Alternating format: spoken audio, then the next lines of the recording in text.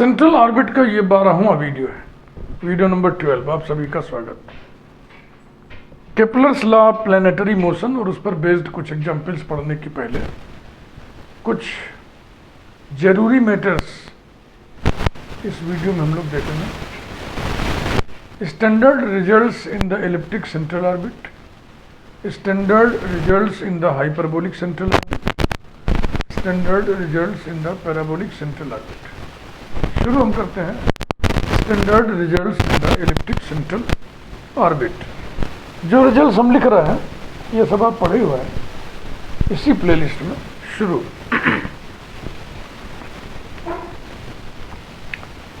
Equation of orbit.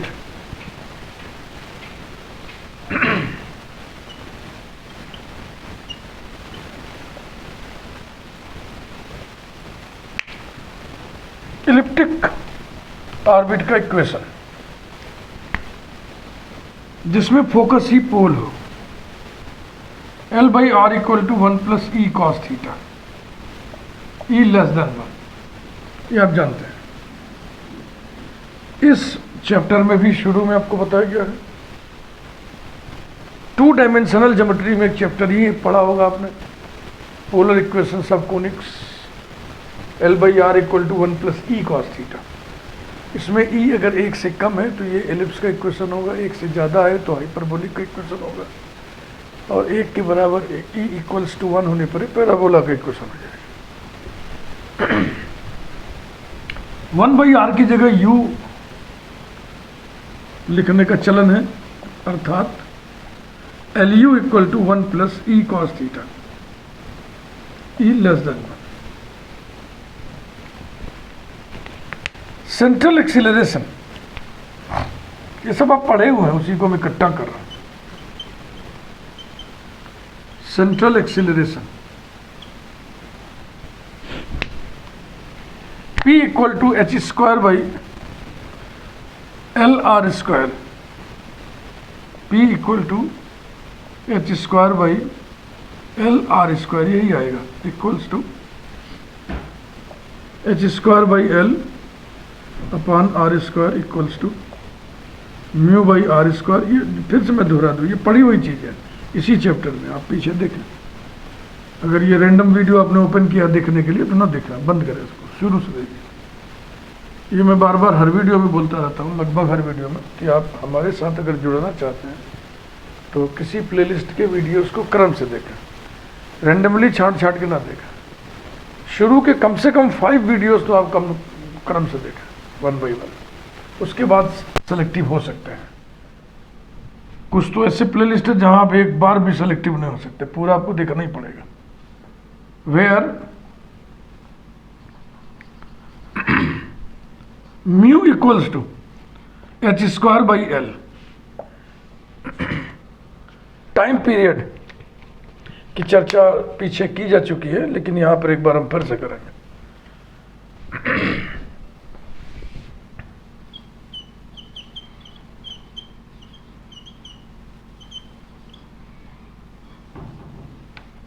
यहाँ time period से आशय है कि मान लो आपका ऑर्बिट है एलिप्स, क्लोज्ड कर्व है ना, तो कहीं से आप मोशन शुरू किए, सेंट्रल ऑर्बिट है, कहीं से आप मोशन शुरू किए तो पूरा एक चक्कर डिस्क्राइब करने में, कर्व को पूरा डिस्क्राइब करने में कितना समय लगा वही निकालना है।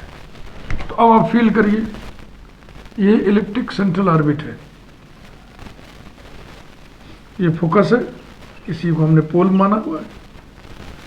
जब पार्टिकल यहाँ पे कहीं से भी स्टार्ट ले, ये रेडियस वेक्टर है, पार्टिकल मूव करके यहाँ आ गया, रेडियस वेक्टर ये हो गया, पार्टिकल मूव करके यहाँ आ गया, रेडियस वेक्टर ये हो गया, पार्टिकल मूव करके यहाँ आ गया, रेडियस वेक्टर ये हो गया, पार्टिकल मूव करके यहाँ आया, रेडियस वेक्टर ये हो गया, पार्टिकल मूव करके फिर वहीं पे आ गया, पूरा एक चक्कर हो गया, रेडियस वेक्टर फिर आ गया। तो हुआ क्या, रेडियस वेक्टर ने एलिप्स के पूरे एरिया को स्वीप आउट कर दिया, बुहार दिया। यही कॉन्सेप्ट है इसका। Time period t into areal velocity, areal velocity बराबर क्या होगा, एरिया, अर्थात टी इंटू सेंट्रल ऑर्बिट में एरियल वेलोसिटी कितनी होती है, h/2।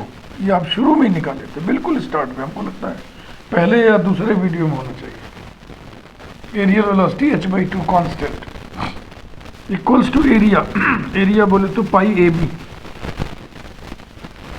implies that t equals to 2 pi ab upon h। अब h को यहां से आप इंट्रोड्यूस करें, implies that t equals to 2 pi ab upon h। h कितना आएगा यहां से, अंडर रूट म्यू एल लिख दें यहां पे, since mu equal to h square by L.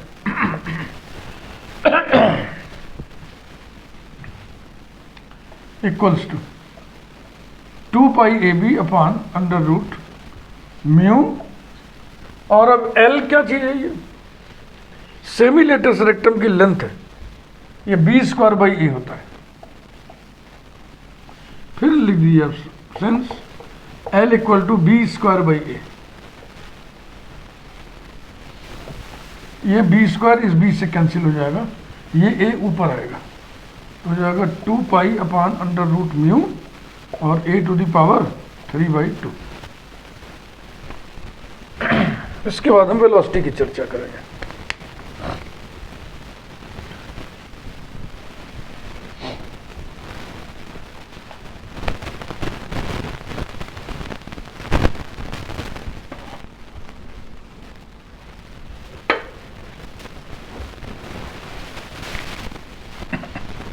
Velocity, central orbit में वेलोसिटी के लिए एक्सप्रेशन हम लोग निकाले थे, पहले ही वीडियो में निकाला था, उसी को इलिप्टिक सेंट्रल ऑर्बिट में हम कन्वर्ट करेंगे, के लिए कन्वर्ट करेंगे, और निकाले थे हम लोग v square equals to h square into you square plus D you by D theta whole square. ये l u equal to 1 plus E cos theta, इसे ध्यान रखना, 1 plus E cos theta. L d you by D theta बराबर हो जाएगा minus E sine theta, ये सब इसमें इक्वल्स टू एच स्क्वायर की जगह म्यू एल, अंदर यू स्क्वायर बोले तो 1 plus E cos theta upon L whole square plus D you by D theta minus E sine theta upon L whole square. देखो 1 upon L square दोनों में common है, तो बाहर ब्रैकेट के हो जाएगा म्यू बाई एल, और अंदर है इसका एक्सपेंशन करिए 1 plus E square cos square theta plus E square sine square theta, E square plus 2e cos theta equals to mu by L 1 plus E square plus 2e into 2 ही लिखो, E cos theta की value यहां से निकालो,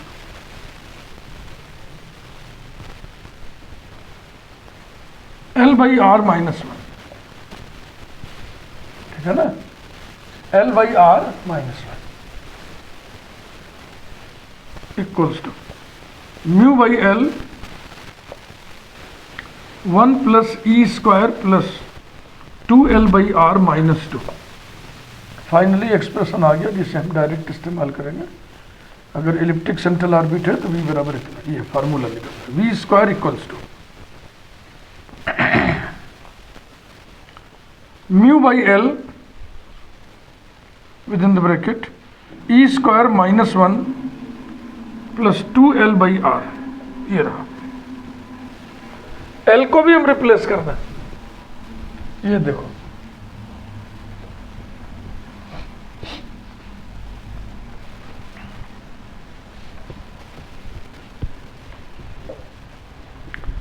for an ellipse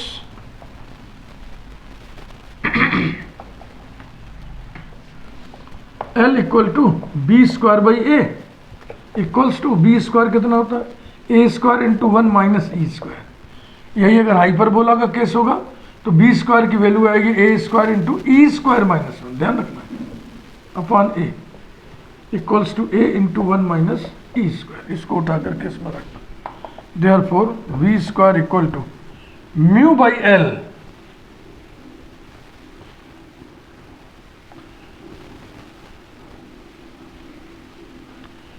L की value आ गई ना, एल की वैल्यू नहीं हटा रहे हैं, एल को रहने ही दो, वही तो करें, इतना उबड़ खाबड़ मान क्या करेंगे। लेकिन यहां से हम वैल्यू हटा रहे हैं ई को हटा रहे हैं। This implies that 1 minus E square equal to L by A implies that e square minus 1 equal to minus L by A. Therefore, V square equal to mu by L bracket में e square minus 1 की value है minus L by A और plus 2L by R, अर्थात इसको ऐसे लिख दिया जाए V square equal to mu by L within the bracket. अरे एल तो कैंसिल हो जाएगा ना बेटा, ये एल एल एल कैंसिल हो जाएगा, तो वी स्क्वायर बराबर आ गया म्यू ब्रैकेट में 2 by are minus 1 by A. This is standard result. जब आप केपलर्स लॉ पे बेस्ड न्यूमेरिकल करेंगे तो इसकी जरूरत पड़ेगी, डायरेक्ट इस्तेमाल करेंगे।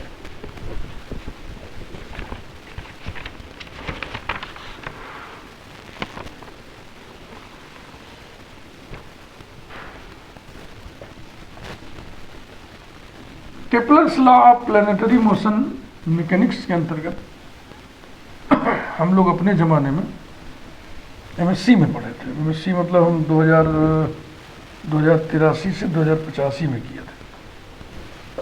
तो बहुत क्वेश्चंस थे, बड़े जटिल जटिल, बड़ी कठिन, कॉम्प्लिकेटेड, लेकिन इस चीज़ को बीएससी में डाल दिया गया, बहुत वर्षों से डाल दिया गया, 20-25 साल से डाल दिया गया। तो जाहिर सी बात है बीएससी का बच्चा उतना तो पढ़ेगा नहीं, तो स्पान छोटा कर दिया गया, इसे ध्यान रखना।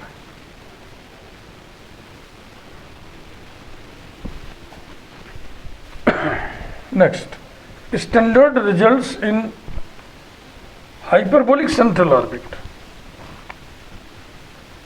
सेंट्रल ऑर्बिट बोले तो force on the moving particle always directed towards a fixed point.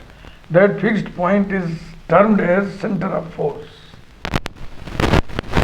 बस इतनी सी बात। जिस ऑर्बिट में ये प्रॉपर्टी होगी वही central orbit. Standard results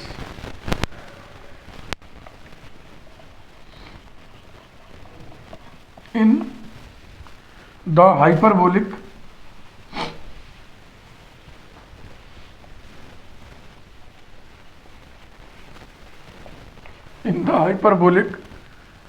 central orbit.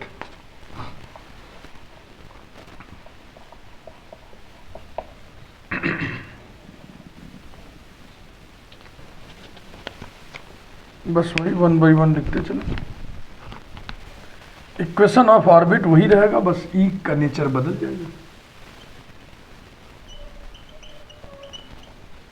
Equation of orbit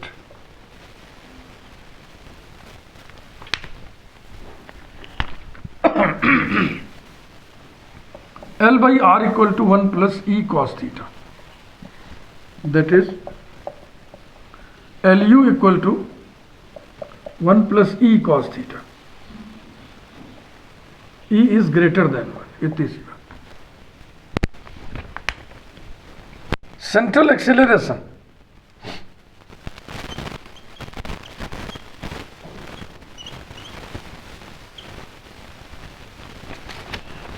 P equals to वही h square upon L R square.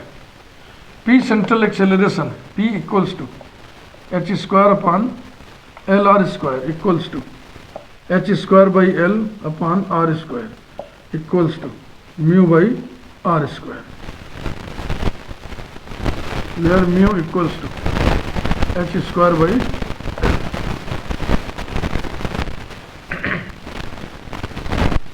Bracket में एक चीज लिख लो आप, नहीं तो लगेगा कि टाइम पीरियड की चर्चा क्यों नहीं की। टाइम पीरियड नील, क्यों? नॉट क्लोज्ड कर्व, या लिखो curve is not closed, curve is not closed.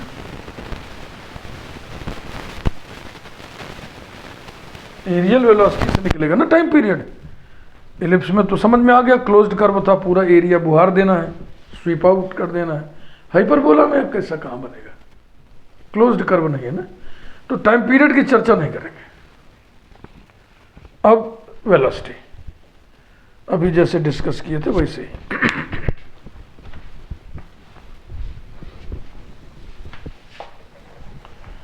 Parabolic central orbit में भी टाइम पीरियड की चर्चा नहीं होगी, क्योंकि वो भी ओपन कर्व है, क्लोज्ड कर्व नहीं। Velocity,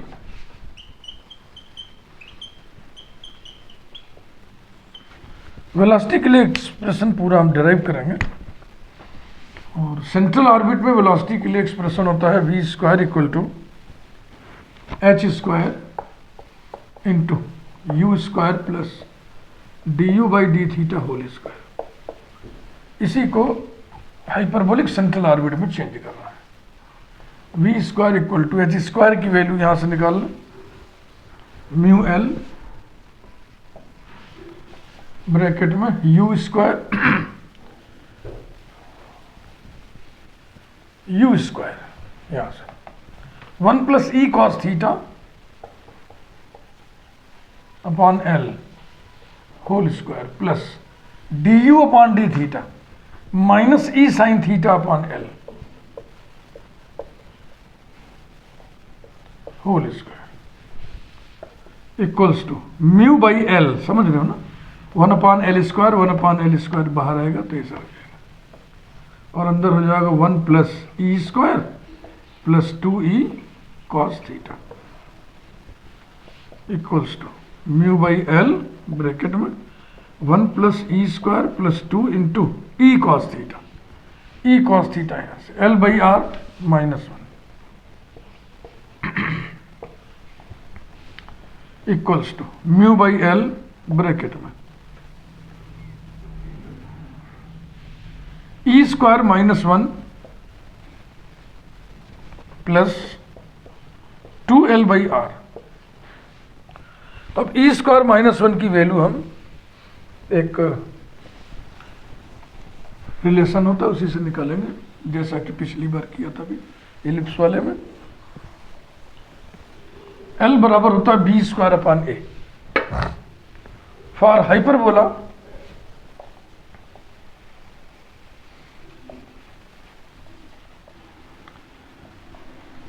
L equals to B square by a, और हाइपरबोला के केस में बी स्क्वायर की वैल्यू होती है A square into E square minus 1, क्योंकि ई 1 से बड़ा होता है, upon A equals to A into E square minus 1 implies that e square minus 1 equals to L by A। इसी को उठाकर उसमें रख दो, v स्क्वायर का जो एक्सप्रेशन उधर निकला हुआ है, therefore v square equals to mu by L within the bracket L by A plus 2l by R, L cancel हो गया, implies that v square equal to mu within the bracket 2 by r plus 1 by a. ये था ellipse वाले के case में क्या निकला था। एलिप्स वाले केस में ब्रैकेट के अंदर 2 बाई आर माइनस 1 बाई ए था। हाँ, एलिप्स वाले में यहाँ माइनस था, हाइपरबोला वाले में यहाँ प्लस है।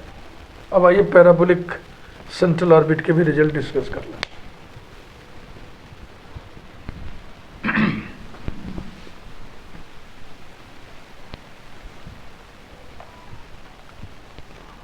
तो इन सभी बातों में जो आज हम आपके सामने रख रहे हैं, मुख्य है expressions for the velocity, standard results in the parabolic central orbit.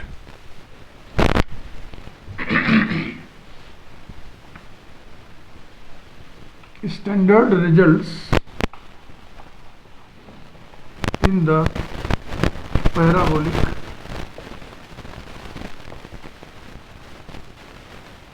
central orbit. Parabola की ज्योमेट्री बना ना, ये इक्वेशन वो वाला नहीं लिखेंगे पैराबोला, और जो एलिप्स में और हाइपरबोला में लिखे थे पोलर वाला, इसमें हम पीडल फॉर्म लिखेंगे, equation of orbit.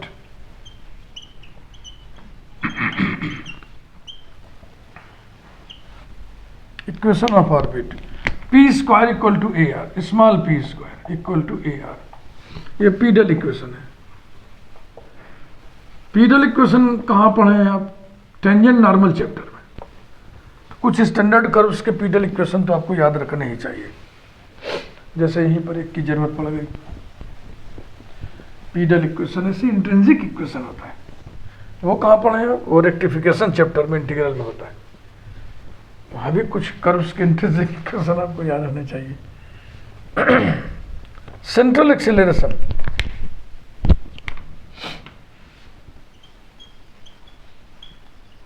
Central acceleration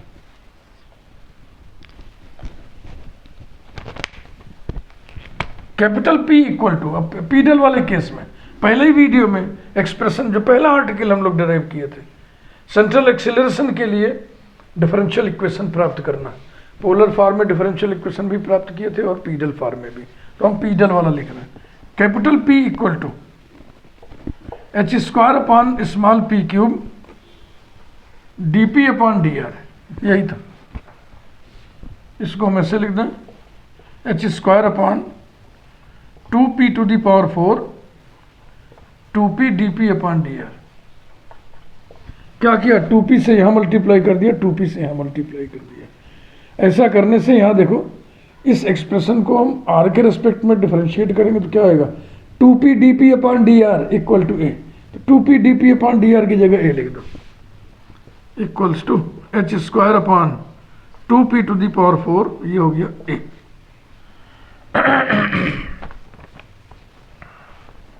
equals to A H square upon 2 into P to the power 4, P to the power 4 माने पी स्क्वायर का स्क्वायर, और पी स्क्वायर कितना है? ए आर है, equals to A H square upon 2 A square R square equals to H square upon 2 A R square equals to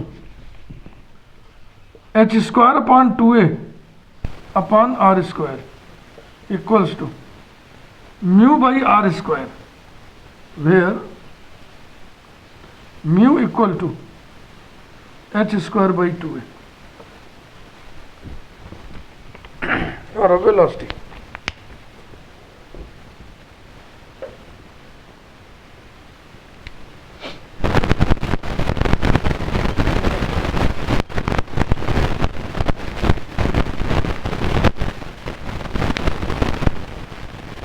velocity के लिए expression pedal form में निकाला गया, वीडियो नंबर 1 में कितना निकाला गया था?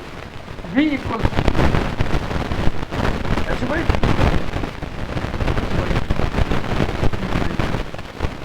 v square equal h square upon p square equals to H square upon p square की वैल्यू ए आर है, h square upon a upon r equal h square upon a, H square upon a की value होगी 2 mu upon r, since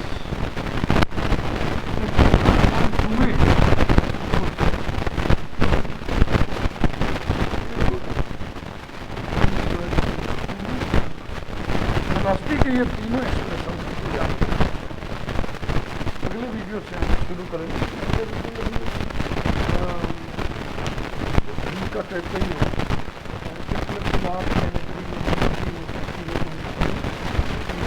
देखा करेंगे कि वास्तव में